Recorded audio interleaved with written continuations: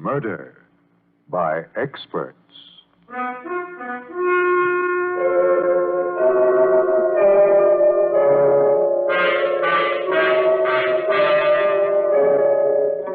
The Mutual Broadcasting System presents Murder by Experts, with your host and narrator, the noted mystery writer, Brett Halliday. Mr. Halliday is creator of the world-famous detective character, Michael Shayne, author of 25 mystery novels, and whose latest work, This Is It, Michael Shayne, has just been published. This is Brett Halliday. Each week at this time, Murder by Experts brings you a story of crime and mystery which has been chosen for your approval by one of the world's leading detective story writers. This time, our guest expert is the noted mystery novelist Lenore Glenn Offord. From her wide knowledge of the field of mystery, Miss Offord has chosen a tense and dramatic tale of a man who found himself enmeshed in a web of jealousy and violence, with an ending he didn't foresee, as written by George and Gertrude Fass. And now we present John Sylvester and Joyce Gordon in Freeze a Crowd.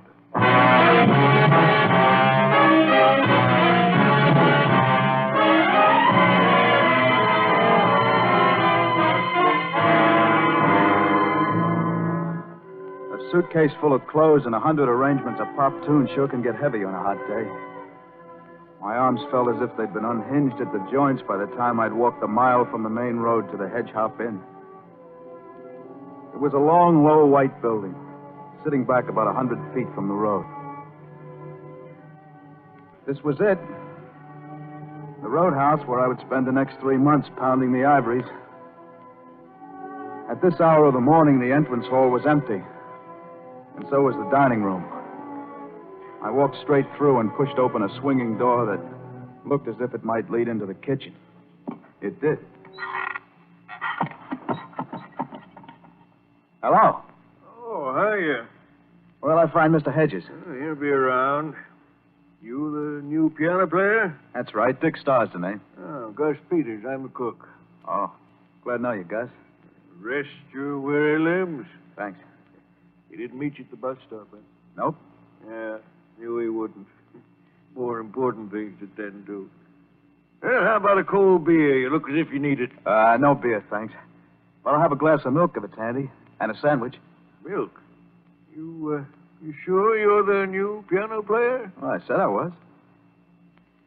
So Hedges had more important things to do than to meet me, huh? Yeah, his wife keeps him on the jump. His wife? Yeah, doesn't let her out of his sight. She went to town to do the marketing this morning. He followed her, most likely. Well, why would he want to do that? Don't trust her, that's why. Jealous. You want some free advice, son? Yeah, okay. Stay away from her. Far away. That won't be hard. No? Well, maybe you'll change your mind when you see her. Why do you suppose we've been having such a fast turnover in piano players? None of them last more than a week. Listen, Gus, I see plenty of gorgeous gals in my line of work. They don't bother me. Yeah, well, every Napoleon's got his Waterloo, son. Only 2 men around here ain't ever been bothered by Alice Hedges. Me, for one, I'm past that kind of foolishness. And the other? Andy Slade. Who's he? You made him. He works here. How does he manage to resist? You know, I ain't never figured that one out. Except he's just a natural cold fish.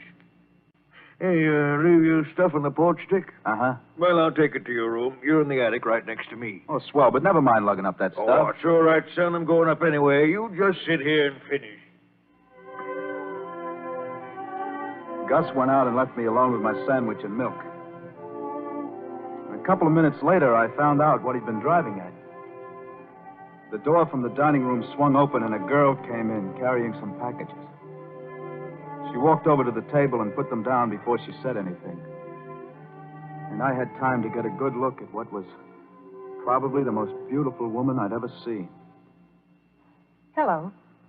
You're Dick Starr, aren't you? Yes, I am. I'm Alice Hedges. How do you do? Hello. I hope Gus is making you comfortable. My husband didn't meet your bus, did he? No, I walked. I'm awfully sorry. If I'd known, Oh, John, here's Mr. Starr, the new pianist. Mr. Starr, my husband. How are you, Mr. Hedges? Hello, Star. Alice, go remind Andy to meet me in my office in 15 minutes. Oh, but, John, I'm sure he remembers. Go on, Alice. All right.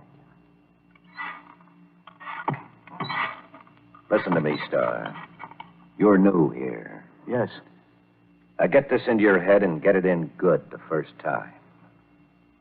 Stay away from my wife. You can relax, Mr. Hedges. I'm here to play the piano. Well, just so you don't forget it's the only thing you're here for. Mr. Hedges, I assure you, I haven't the least intention Oh, of... now, don't give me that, Star. I've reached the end of my rope with her. The next man she makes a play for is going to get it. The next man, she? You heard me. That's why I'm warning you.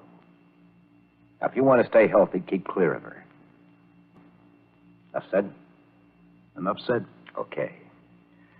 Now, let's talk about your work. Yes, Mr. Hedges. You play in the dining room from dinner time until 2 a.m. You can take a 10-minute break every hour. Uh-huh. Now, there won't be a lot of customers in the dining room. Sometimes there may not be any. But you'll play anyway. Oh, that's okay with me. Maybe you'd better get this straight from the start. I don't make my money out of the dining room. Or the bar, either. No? No. I've got the barn fixed up with a dice table and a roulette wheel. Oh. Andy Slade runs that end of it. Now, it's not going to affect you one way or another. Well, I'm not worried, Mr. Hedges. I've played in other clubs where they had gambling rooms. Good, good. We'll get along, Dick. Just remember, stick to your piano playing. I intended to. If Hedges wanted to go around thinking his wife was a man chaser, that was his business. Of course, he was wrong. All you had to do was look at Alice Hedges to know that she was straight. She'd never come chasing after me. And even if she did, she wouldn't find anyone at home. No, sir. Jobs don't grow on bushes. And I was hanging on to this one. At dinner, I played for 2 or 3 couples. And at about 10, the gambling crowd began drifting in. They'd have one drink at the bar and then head out toward the rear where the barn was. I went to have a look during one of my 10-minute breaks. That's when I met Andy Slade. He was tall and good-looking in a pasty way and handled the roulette wheel with an easy air. He grinned when Hedges introduced us. But I felt sure he wouldn't know me again the next time we met. So, this was Andy Slade. The only man outside of old Gus that Hedges could trust. At 2 a.m, I quit and went into the kitchen for a glass of milk. Alice was there, alone. Hello, Dick. Did you want something? No, thanks. I guess I'll be going up to bed. But you must have come in for something. A glass of milk? Don't be bashful. Well, all right. Thanks a lot. I suppose my husband told you. Told me what? That I'm no good. He did, didn't he? Oh, No, nothing like that. It's no use, Dick. He tells everybody. Well, he might have said something, but I just let it blow over my head. What do you think, Dick? About me, I mean. From what you've seen of me. Do I look like that kind? Well, certainly not. You look like a nice girl to me, Mrs. Hedges. A very nice girl. You really mean that? I know you do. You can't imagine how much it means to me to hear you say that. John is so crazy with jealousy. And he has no reason, absolutely no reason. Makes me so miserable. Always spying on me, always following me. Gosh, that's a shame. Dick, see that lake out there? Yes? It's big and blue and deep. Someday that's where I'm going. That's one place he won't follow me. Oh, don't talk like that, Mrs. Hedges. That's no way to solve anything. Would it really matter to anyone? What? Sure. It wouldn't matter to John. He doesn't love me, really. Jealousy is just sort of a disease. I haven't anyone else. It would matter to me, Mrs. Hedges. You? Yes, it would, even though I never laid eyes on you before this morning. I know what you must be feeling, and I'm sorry for you. You're kind, Dick. You really understand, don't you? Oh, Dick, I need someone to understand me, to help me. Gee, I'll be glad to do anything I can, I know there's nothing you can do. But I'll be able to talk to you. And that'll mean so much to me. It will? I need a friend, Dick. I'm glad I found a friend. I went up to my room, but I didn't sleep. I kept thinking about Alice. What a tough spot she was in. And feeling sorry for her and wondering what I could do to help. But 5 hours of tossing didn't help solve her problem any. I got up, washed, shaved, and dressed, and started down for breakfast. And then I noticed a piece of paper lying just inside my door. It was from Alice, asking me to take the rowboat after breakfast and row a mile down the lake. I put it into my pocket and went downstairs to the kitchen for breakfast. Maybe you better go back to bed, son. I asked you twice if you wanted eggs, and I ain't got an answer yet. Oh, sorry, Gus. No eggs, thanks. Just some coffee. What, no milk? Where's Mr. Hedges, Gus? Sleeping. He never gets to bed before 5. And Mrs. Hedges? Out marketing. Why? Oh, nothing, just that. The old man laid it on the line for you yesterday, huh? Well, so what? I never was interested in another man's wife. She's no exception. Fine, that's fine, son. Is there a rowboat around, Gus? Yeah, should be one tied up to the dock. Gonna use it? Might as well. Nothing else to do. You piano players are all the same. Nothing else to do, you go rowing. Seems to me it's just back-breaking work and hard in the hands. Well, I like to keep fit.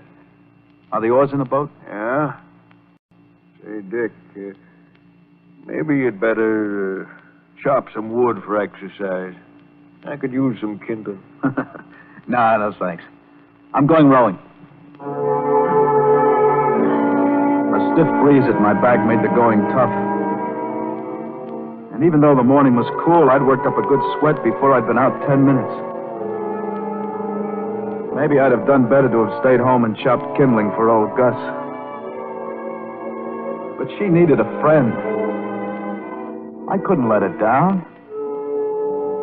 Finally, I saw a patch of pink moving a little way up the bank. I rowed to shore and tied up. Hello. I was beginning to be afraid you weren't coming. Weren't coming? Oh, we're friends, aren't we? I know, Dick, I know. I just thought perhaps John saw you as you were leaving. Well, even if he did, there's nothing wrong with going out for a little row. He'd see something wrong in it. He saw something wrong in your coming into the kitchen last night. He knew about that?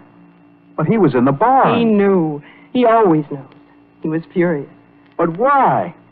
It was a coincidence that I met you there. It wasn't as if we'd planned to meet. Of course, that's what I told him. But he wouldn't believe me. He said if he ever caught us together again, he'd throw you out the same day. You're right, Alice. That kind of jealousy isn't normal. It must be terrible for you. It is, but I didn't ask you to come here just to cry on your shoulder. I wanted to warn you. Dick, you need this job, don't you? Yes, I do, kind of. That's what I thought. Then you must go out of your way to avoid me. Don't even talk to me. Just ignore me as if I didn't exist. I hate to do that, Alice. You said you needed a friend, someone to talk to. That's all right, Dick. I guess I'll get used to this kind of life. Oh, promise me you'll do as I say. It's the only way to keep your job here. Really, it is. Is that the way Slade keeps his job? Slade. He doesn't have to pretend indifferent. We took a dislike to each other the moment we met. John noticed it right away and decided to keep him no matter what his demands were. I see. Slade makes more than we do out of the roulette table. But he hates me.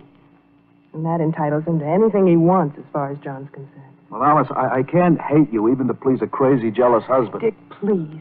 Please try to make him think you do. I'll help you. I'll avoid you, too. And go on living in solitary confinement? But look, this is America, Alice. This is the 20th century. That man has no right to keep you a prisoner in your own house. I mean, you're a woman, not a piece of property. Dick, it's no use. There's nothing I can do. There sure is. You can leave him. I can't leave him. He'd follow me. He'd bring me back or kill me. Oh, Dick, I'm lost. I'm lost. We've been sitting side by side on a log. Now Alice covered her face with her hands. I put my arm around her. And then she turned and buried her face in my shoulder. Oh, Dick. Dick. Don't worry, Alice. I'll get you out of this. I'll think of a way. Don't worry, baby.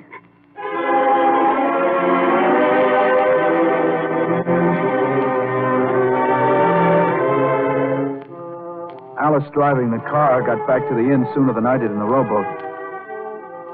Gus winked at me when I walked into the kitchen and nodded toward the dining room. Through the closed door, I heard their voices. I say you're a rotten liar. You couldn't have spent 2 hours in town shopping, no matter how crowded it was. Who'd you see when you got there?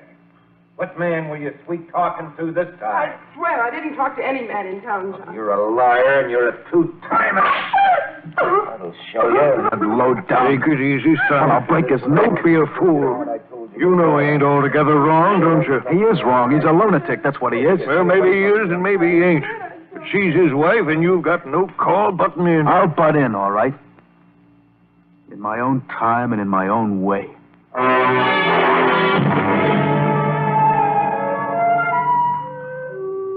I didn't see or hear from Alice again that day. I knew it wasn't because she wanted to avoid me. She was doing it for my sake, to keep me out of hot water. But the next morning, I felt I had to see her. And I had a hunch she wouldn't be too hard to find. After breakfast, I went down to the boat dock. The boat was there, but the oars were missing. I went back to the kitchen and asked Gus where they were. Oh, the oars, huh? Well, there's a funny thing about them. I happened to notice that they had something wrong with them. I figured if you use them again, you might get hurt. So I just put them where they won't cause no trouble. Oh, stop being smart, Gus. Let's have them. Look, what's the sense of getting blisters on your hands? You stay close to home, son. You'll be better off. I'm not worried about a few blisters. Well, then let me tell you something. Hedges took the other car and followed his wife this morning. Still want them oars, Dick? I walked out on him and let the porch door slam behind me. I'd wanted to tell Alice about the idea that had come to me at about 3 that morning. It was so simple, I couldn't understand why it hadn't popped into my head the minute I was sure that Alice had to be rid of that man. Gambling was illegal. If Hedges was in jail, he couldn't bother Alice, could he? I went out to the public phone booth in the bar and called the police and told them about the gambling going on in the barn over at Hedge Hop Inn. As simple as that. I was feeling pretty good that night, playing to an empty dining hall and thinking how pretty soon Alice's troubles would all be behind her, with that precious husband of hers safe behind bars.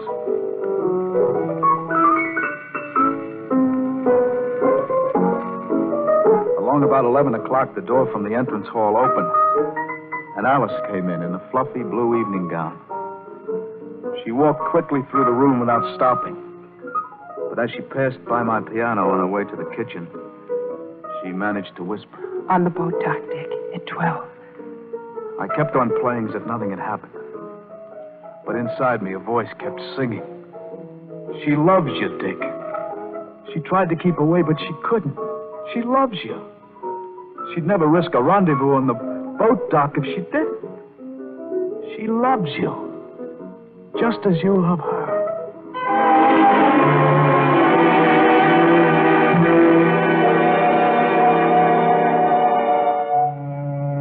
At 5 to 12, I was on the dock. It was a night right out of a dream. With the mist over the lake and the moon a pale blur in the starless sky. I was looking out over the inky water when I heard the click of her high heels behind me. And I turned. And she was in my arms, and her mouth was pressed hard against mine. It was a long time before either of us could speak. I know how you feel about me, Dick, darling. I know because it happened to me, too. The moment I saw you. I was so afraid you'd believe the things John said and turn against me. I couldn't, sweet. I couldn't believe anything bad about you. Listen, honey, you're going to be free. Do you hear? You're going to be free. What do you mean, Dick? How? Never mind. You'll find out soon enough. Just trust me. Oh, I do, Dick. You're so wonderful. Dick. What? Someone's coming. It's John. I'll let him come. Right over here, Hedges. I'm waiting. Oh, you dirty louse. You know better than the rest of those piano-playing Casanovas. Take it easy, Hedges. Dick, be careful. You look like a decent fellow, Star. That's why I warned you. But I say you know better than the rest of them. Look out, Dick! I saw his roundhouse even before Alice screamed, and I beat him to the punch. I'll get you. I warned you. Dick, he has a knife. He was crouching, and there was a wicked 7-inch blade in his right hand. I circled him until I got the lights from the house at my back, and then I backed away. I couldn't fight a knife with my bare fist, and I was going to run for it as soon as I could get Alice away. Alice, get into the house. Lock yourself in and call the police. You'll be fish bait before they get here, and so will she. I could see him tense for the spring, and then I felt something heavy being pressed into my hand. Use it, Dick. Use it quick. Hedges jumped, and I swung at the same minute.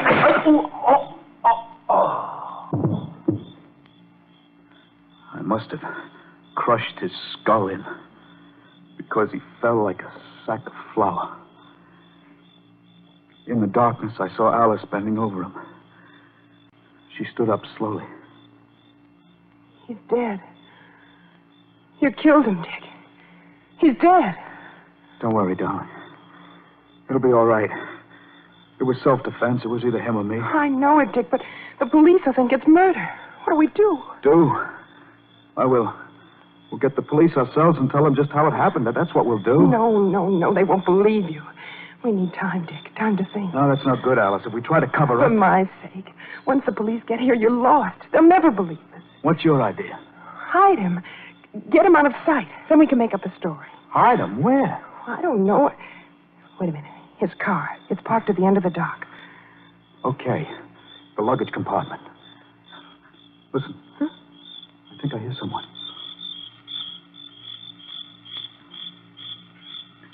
We stood and listened. But there wasn't a sound except the crickets, shrilling so loudly the noise seemed to beat inside my brain. So we dragged Hedges' body off the dock, and I carried it to the car. Luckily, there wasn't any blood. I pushed it into the luggage compartment and closed the lid.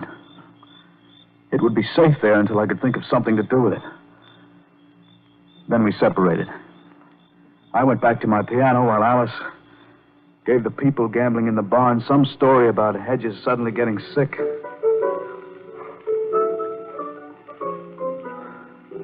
So, that's what it was like to kill a man. But I wasn't guilty.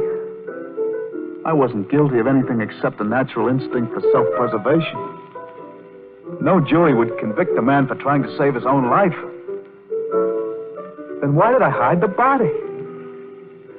I shouldn't have listened to Alice. She was a girl. She didn't understand these things. It was a mistake, a terrible mistake. And then I heard it. The state police.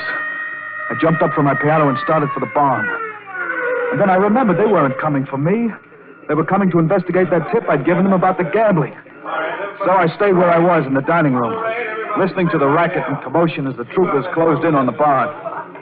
2 minutes went by, and then a police sergeant came in, leading Alice by the arm. No use, Mrs. Hedges. We know your husband's on the grounds, and we're going to find him. So you might as well tell us where he is. I don't know where he is. He must have gotten away. Nobody got away. We've got this place surrounded. 2 of my men are looking through the house now. We'll find him if we have to tear the place apart. Who's this? Dick Starr. He plays the piano here. Uh-huh. Sergeant, would it be all right if I left? I had nothing to do with the gambling. We're taking everybody in, Bud. Sergeant, could I talk to you alone for a minute? Sit down over there, Mrs. Hedges. All right, what is it, Starr? Listen, I'm the one who tipped you off about the gambling here. I phoned headquarters this morning. You're not going to pull me in, are you? Well, you tell that to the captain when we get to headquarters. Maybe he'll let you off. My orders are to take everyone, and that's just what I'm going to do. Oh, be reasonable, Sergeant. Sorry, that's how it is. In that case... Dick, he's unconscious. Yeah, I've got to get out of here. I've got to get that car away. Do you think he can? I'll have to, or we'll be facing a charge of murder. I'll be back as soon as I've managed it. I slipped out and, keeping to the shadows, made my way to the car. then they saw me. Stop there! Stop!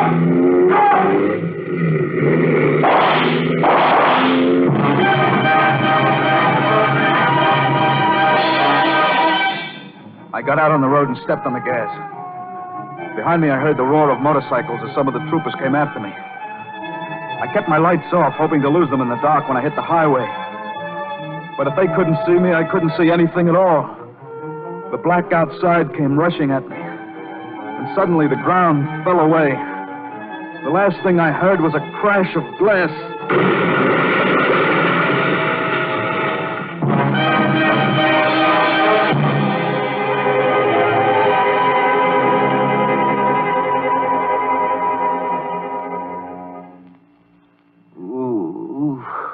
Hiya, son. Where? Don't talk, son. You're in the hospital, and there's a cop just outside the door. You've been out for 2 days with a skin full of broken bones. Now, just listen careful. I mightn't get another chance to say this. I'm listening. Hedges. They found his body in the car. Oh, they did? You know, I saw you stow it into the luggage compartment, son. Funny thing, though. That ain't where they found it. What do you mean? You see, there wasn't no partition between the luggage compartment and the back seat. And it seems that the crash threw you out through the windshield and him right up into the front seat across the steering wheel. The neatest trick of the year, I don't mind saying. What? Yeah, that's right. Some fluke, huh? The cops put the cause of Hedges' death down as an auto accident. They don't even have a reckless driving charge against you, son. Only trying to escape arrest. You're practically in the clear. In the clear? Yeah. That's why I've been sitting here for 2 days waiting for you to come to.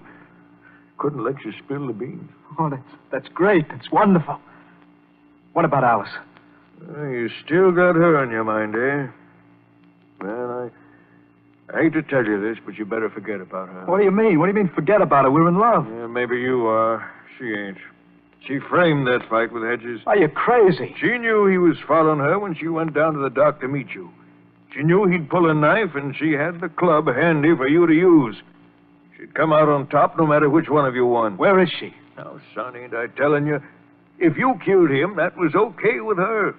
If he killed you, that wouldn't have bothered her none. She'd have had a fry for her murder. Either way, she was rid of him. Where is she? All right. All right, if you insist. She went away to get married. Yeah. What? To Andy Slade. Slade? I always figured him for a cold fish. And I was wrong. It was just an act. An act? Yeah. She set you and them other piano players up as decoys for Hedges.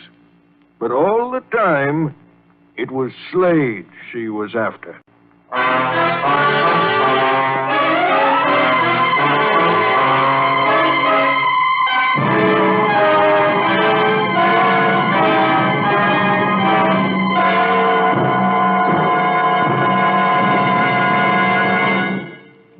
And so the curtain falls on Three's a Crowd, which was chosen by guest expert Lenore Glenn Offord. Miss Offord is author of the recently republished mystery novel, The Smiling Tiger. Next week at this time, Murder by Experts brings you a story of 3 killers and a victim who refused to die, as selected for your approval by one of the world's foremost detective story writers. Until then, this is your host, Brett Halliday, hoping you'll be with us again next week at this time. Program was transcribed.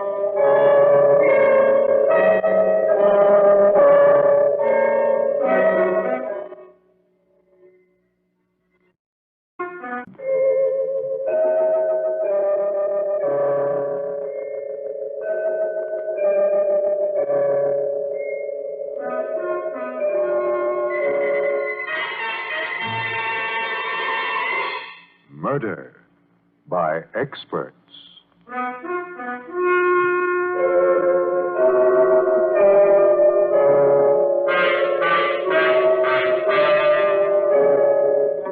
The Mutual Broadcasting System presents Murder by Experts, with your host and narrator, the noted mystery writer, Brett Halliday.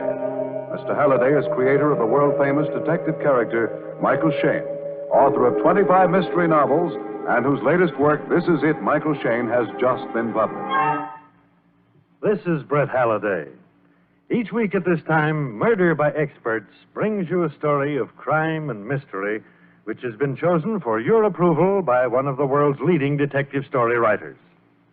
This time, our guest expert is the noted mystery novelist Lenore Glenn Offord.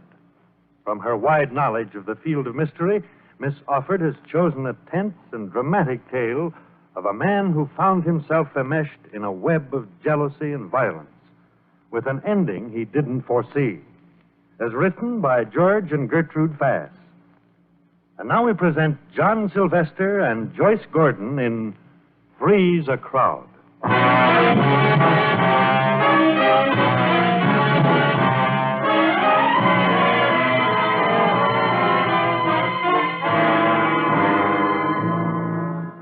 A suitcase full of clothes and 100 arrangements of pop tunes sure can get heavy on a hot day.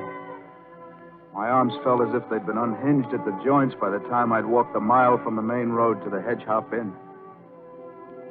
It was a long, low, white building, sitting back about 100 feet from the road. This was it. The roadhouse where I would spend the next 3 months pounding the ivories. At this hour of the morning, the entrance hall was empty, and so was the dining room. I walked straight through and pushed open a swinging door that looked as if it might lead into the kitchen. It did. Hello. Oh, hiya. Where'll I find Mr. Hedges? He'll be around. You the new piano player? That's right. Dick Starr's the name. Oh, Gus Peters. I'm the cook.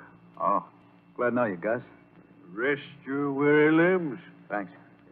He didn't meet you at the bus stop, eh? Nope. Yeah, knew he wouldn't. More important things to tend to. Well, how about a cold beer? You look as if you need it. No beer, thanks.